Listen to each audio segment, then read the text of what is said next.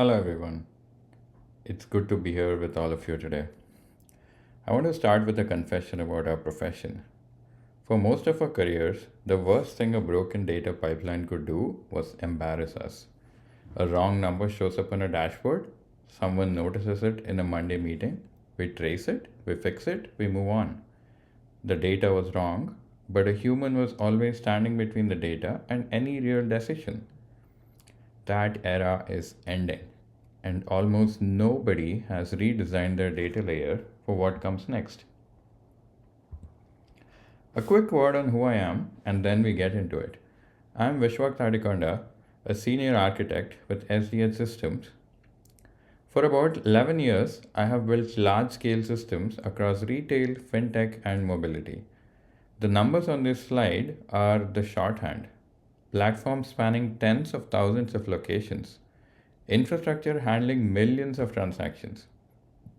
The work behind this talk is enterprise master data, the systems that decide what a customer is, what a store is, what a product is, across an entire company. I'm not going to read you my resume. I would rather earn your attention with the content. So here is what the next half hour looks like. Four parts. First, the shift happening right now from AI that observes to AI that acts, and the gap it opens in the data layer most of us built. Second, the fix, the four pillars of action grade master data, how real time resolution actually works, and the stack it runs on. Third, operating it in production, which is where drift, observability, and safety live. And fourth, a live demo where you can watch the failure and the fix side by side, the traps to avoid, and a phased roadmap you can start on Monday. The title is From Analytics to Action. That shift from analytics to action is the whole ball game. Let me show you what I mean. Think about how our relationship with data has evolved in three acts. Act 1 was observe. We built dashboards, data told us what happened yesterday, a human looked at it and drew a conclusion. Act 2 was recommend. The models got good enough to suggest. Here is a customer likely to churn. Here is the product to reorder. But a human still made the call. Act 3 is act. And this is not a forecast, it is already here. Agents are placing the reorder. Agents are issuing the retention offer. Agents are triggering the workflow directly with no human reviewing each decision. And here is the part that should make every architect in this room sit up. In Act 1 and Act 2, bad data produced bad information, and a human could catch it. In Act 3, bad data produces a bad action that has already happened by the time anyone looks. So the question becomes unavoidable. What breaks when we point an autonomous agent at a data layer that was never designed for this? The honest answer is almost everything, quietly. Look at what we actually built. Our data stacks were optimized for analytics, batch pipelines that run overnight, eventual consistency because a report can wait a few minutes, fuzzy entity matching that is good enough for a quarterly rollup. Every one of those choices was correct for a human reading a report, and every one of them is dangerous for an agent taking an action. This is the gap. It is not that our data is bad, it is that our data layer is solving the wrong problem. It was built to inform a person. We are now asking it to govern a machine that acts. Stale records and unresolved entities used to produce a misleading chart. Now they trigger a live operational decision. Let me make that concrete with one that actually happened. I will keep it anonymized, but the shape is real. A replenishment agent at one of our retail deployments started placing duplicate orders across a whole cluster of stores. Nothing had shipped, no new code, no model change, nothing touched. The agent was behaving exactly as designed. The cause was upstream and it was tiny. Someone improved an address normalization step, a good change on its own, but it caused one store to resolve to two different golden records. And from the agent's point of view, two golden records means two stores. So it ordered opening inventory for both. Every order looked completely valid in isolation, which is exactly why nothing alarmed. It ran for 2 days. By the time we caught it, it was 9,400 duplicate orders at about $41,000. And here's the number that matters the most: zero lines of agent code were at fault. The agent did its job perfectly. The data lied to it. That is the whole thesis of this talk in one incident. An agent is only ever as trustworthy as the substrate underneath it. So let me name the ways that substrate breaks. There are four failure modes I see again and again. One sentence in each because we are going to watch all four of them happen live in a few minutes. The first is staleness. Your batch refresh means the agent is acting on a picture of the world that is hours, sometimes days old. It is making confident decisions about a reality that has already changed. The second is near match identity errors. Fuzzy matching that was perfectly fine for reporting now treats one entity as two, and the agent acts twice. The third is duplicate entities. When your golden record is not truly resolved, the agent fires conflicting actions against what it thinks are two different things, but are actually the same thing. The fourth is drift. Your schemas and your values drift slowly. No error is ever thrown, and your resolution accuracy quietly rots from the inside. Each of these maps to a design principle that fixes it. Here are the four design principles. If you remember nothing else from the architecture part of this talk, remember these four. Immutability. Stop overwriting records. Append. Keep the full history so you can always reconstruct exactly what the agent saw at the moment it decided. When something goes wrong, and it will, you need that lineage. Version contracts. Every point where an agent reads your data is an interface, and interfaces need contracts. Schema, allowed values, freshness guarantees, all explicit, all versioned. Real time resolution. Identity has to resolve in milliseconds. At the moment of the event, not overnight in a bad job. The agent cannot wait until tomorrow to know who it is talking to. Event driven execution. State changes have to flow reliably the instant they happen. Put together these four, and you get something our analytic stacks never had to be. A substrate an agent can trust at the moment it acts, not just at the moment someone runs a query. Now, let me ground this in something real. I want to put a number on the room we are operating in. The work behind this talk is a master data platform for a global retailer with about 38,000 locations and growing. I do this through SDH systems. And at that scale, you stop thinking about master data as a reporting asset that lives in a warehouse, and you start treating it as a live operational layer that the business runs on in real time. The constraints are unforgiving: tens of thousands of locations, a target of resolving an entity end to end in under 200 milliseconds, and an absolute requirement that every action an agent takes happens exactly once, no matter how many times the underlying event gets delivered. Those three numbers, 38,000, sub 200 milliseconds, and exactly once, are the entire engineering problem in a nutshell.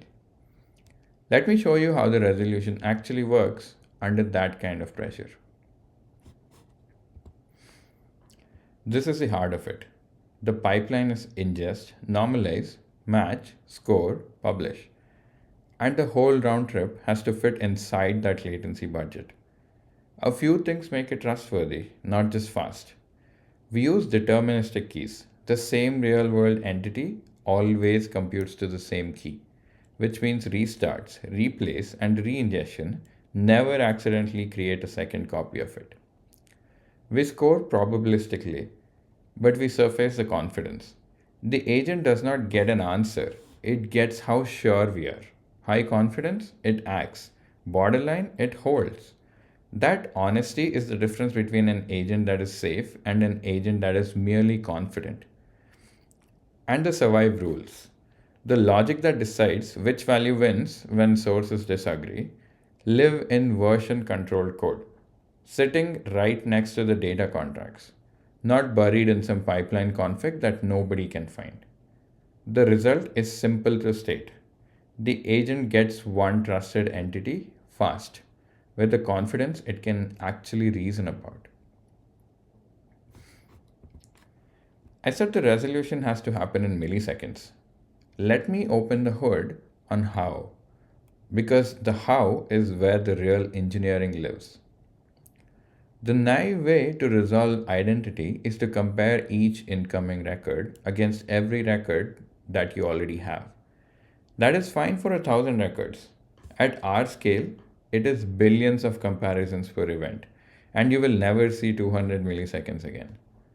The trick that makes it possible is blocking.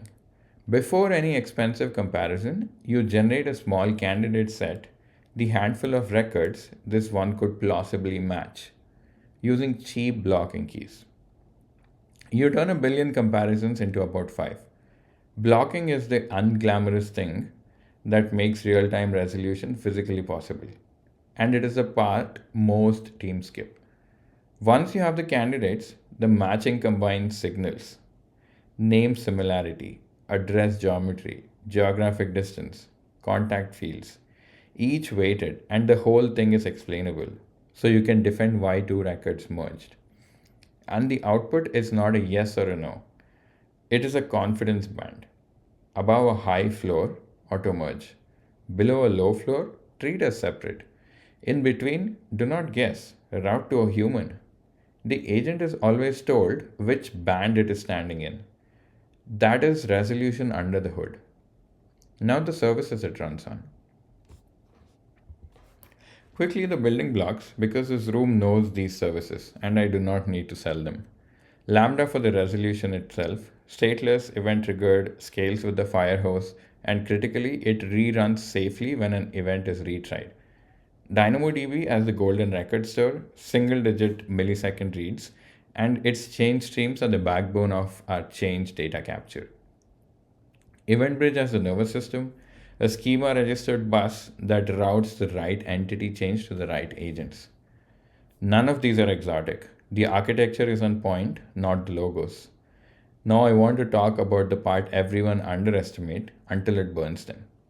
What happens when the same event shows up twice? In an event-driven system at scale, this is not an edge case. It is a guarantee. Networks retry, queues redeliver, the same event will arrive more than once every single day. Idempotency means that no matter how many times an event fires, the outcome is the same, as if it had fired once. Now hear why this matters in Act 3. When the consumer was a dashboard, a duplicate event was a rounding error. When the consumer is an agent, a duplicate event is a second payment, a second shipment, a reward redeemed twice. The duplicate does not corrupt a number. It takes a real action in the world. We enforce it in three places. Deterministic request IDs at the moment the event is born, conditional writes in DynamoDB that physically refuse to commit the same transition twice, and a deduplication window on the bus itself. I will say this as plainly as I can. Idempotency is the key difference between shipping one order and shipping three.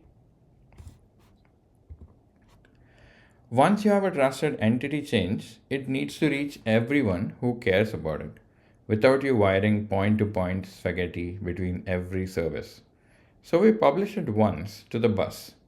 The inventory agent subscribes, the orchestration layer subscribes, the rewards engine subscribes. Nobody polls the golden record store, and nobody calls anybody. Two things fall out of this that you really want. Contracts get enforced at a routing layer, so malformed change never reaches a subscriber, and failures land in a dead letter queue, which means you can replay them.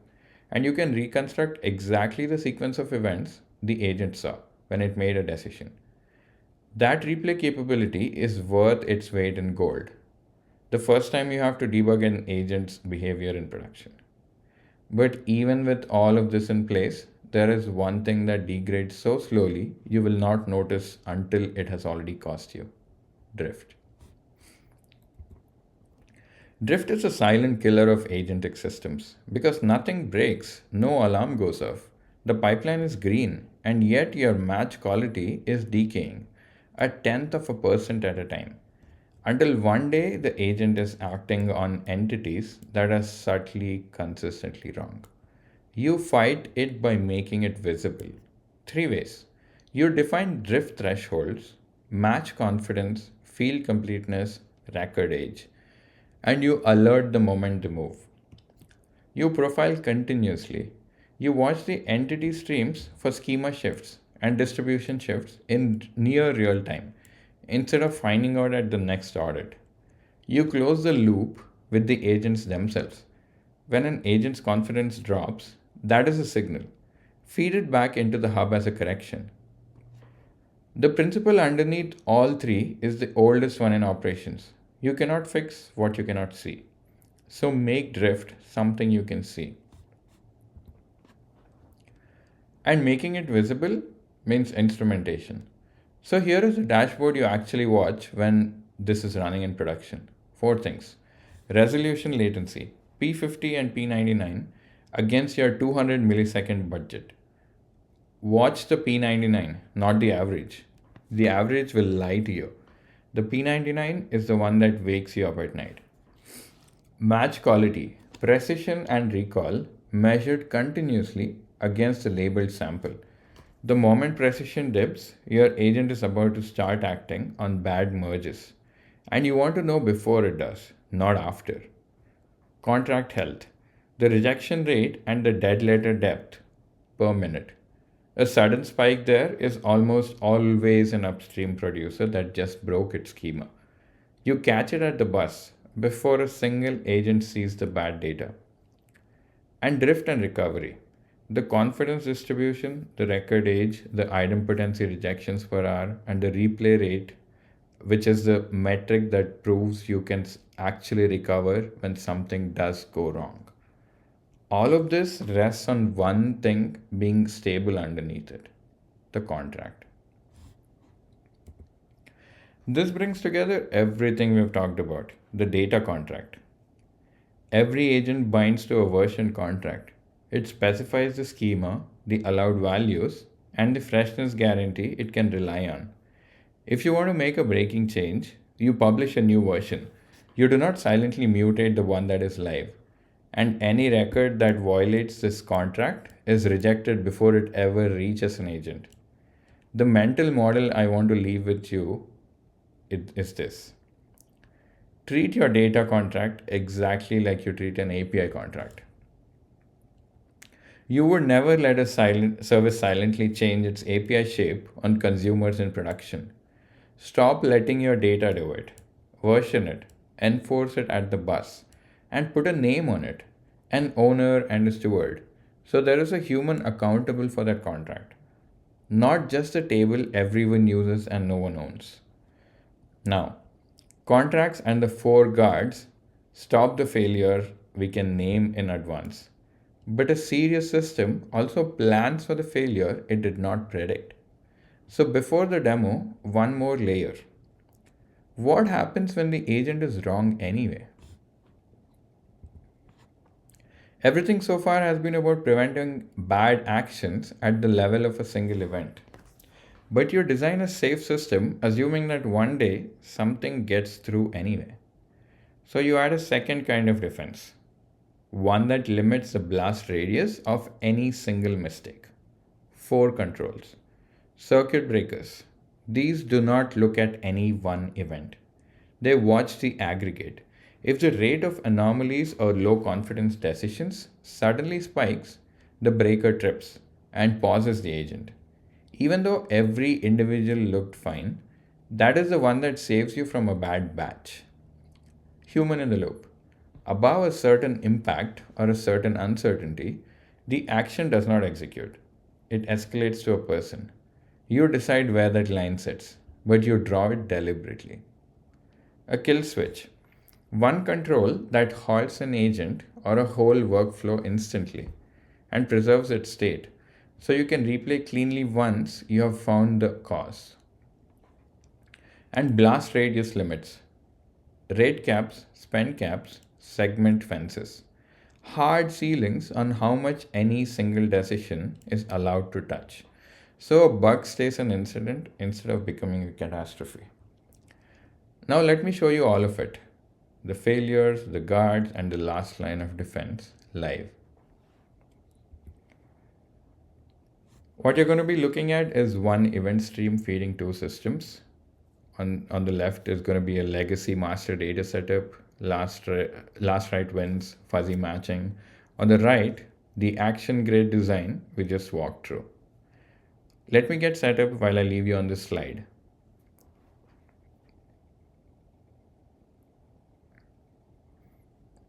Alright, so like I promised, the demo. We're looking at one event stream feeding two systems. On the left, we have the legacy master data setup, and on the right, the action grade design system we just walked through. The same autonomous agent sits on top of both, acting on whatever each one resolves. What's the difference? First, a clean baseline. A new store comes online. Both lanes do the right thing. Good. Now, the same store arrives again. Different ID, messier address. Watch the left. Legacy treats it as a brand new store and ships the opening inventory a second time.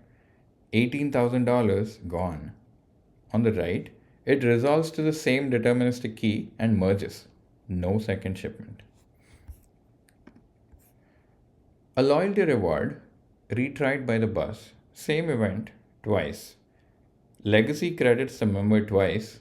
The action grade lane sees the event ID is already committed and rejects the entry. Exactly once holds. A stale inventory snapshot arrives late, out of order. Legacy overrides good data with old data and triggers an emergency restock the store never needed. The right lane checks the version, sees it stale, and refuses it. And next, two different customers with similar names. Legacy auto merges them on a weak score and hands one person's perks to another. The right lane sees the score is in the uncertain band and routes it to a human instead of acting. And finally, an upstream service ships a record missing a required field.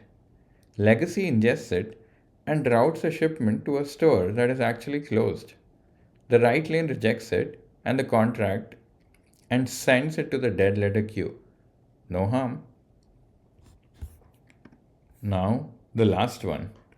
The safety net we just talked about. A bad upstream batch misfires and fires a burst of low confidence merges. 120 of them. All at once. Watch the left. The legacy has no concept of rate, so it just keeps acting, and the number explodes. The right lane sees the rate across the threshold, trips the circuit breaker, and pauses the agent. The whole backlog goes to human for review. Still zero. Same events, same agent. The legacy lane just took 125 harmful actions over $120,000. The action grade lane took zero. The only thing that changed is the data layer underneath. Now we'll go back to the slides. Before I give you the roadmap for doing this right, Let me save you some time by naming the three ways I most often see teams get it wrong. All three feel like reasonable shortcuts. The first is the cache mirage. You put a fast read cache in front of your batch warehouse and you call it real time. But it is not real time. It is fast access to stale truth. And that is actually worse than slow access to stale truth because now the agent trusts it completely. The second is treating this as a cleanup project, a one time data quality scrub with a start date and an end date, but drift never stops. The day you declare victory is the day it starts decaying again. This is a living service, not a project. The third is overmerge.